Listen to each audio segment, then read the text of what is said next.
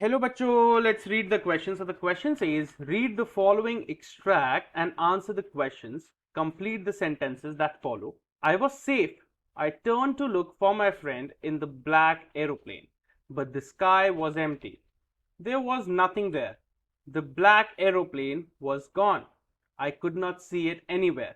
I landed and was not sorry to walk away from the old Dakota near the control tower.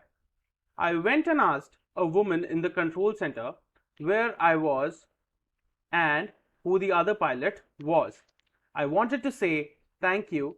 She looked at me very strangely and then laughed. Another aeroplane? Up there in the storm, no other aeroplanes were flying tonight. Yours was the only one I could see on the radar. So, who helped me? तो बच्चों ये जो passage दिया हुआ है this is basically from the chapter two stories about flying. This is part two. अब इसमें क्या गया है कि मैं सुरक्षित थी, आई वॉज सेफ, और मैंने सबको देखा, वो भी सब सेफ थे, बट जो आसमान था दैट वॉज एम्प्टी, कुछ भी नहीं था. और जो एक काला एरोप्लेन था वो गायब हो गया था, कुछ भी नहीं दिख रहा था.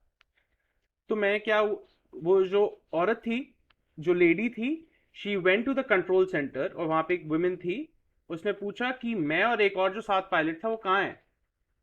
तो एक जो दूसरी वुमेन थी, वो देख के उसको बिल्कुल स्ट्रेंजली, बहुत आश्चर्यचकित भाव से हंसने लगी.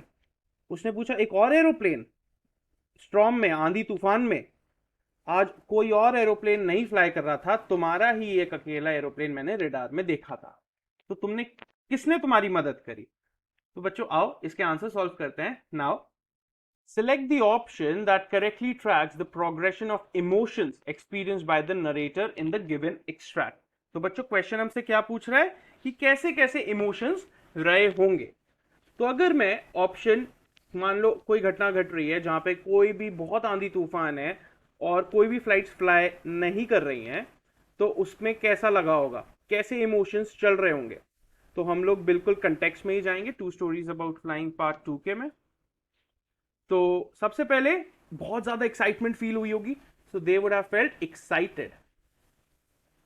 उसके बाद बच्चों सरप्राइज्ड कि ये हमारे साथ क्या हो रहा है, व्हाट इज हैपनिंग, कि ऐसा क्यों हो रहा है. So they would have feel surprised. They would have feel surprised. Third one, उनको कि अब हमारा प्लेन अब लैंड करेगा, हम लोग सेफ जगह होंगे, तो दे वुड हैव फेल्ट रिलीव्ड. अब रिलीव हो गए कि हमारा प्लेन अच्छे से लैंड हो गया. उसके बाद they will be grateful, they will be thankful to God almighty, या फिर पायलट्स जिन्होंने उनकी जान बचाई. And fifth, perplexed.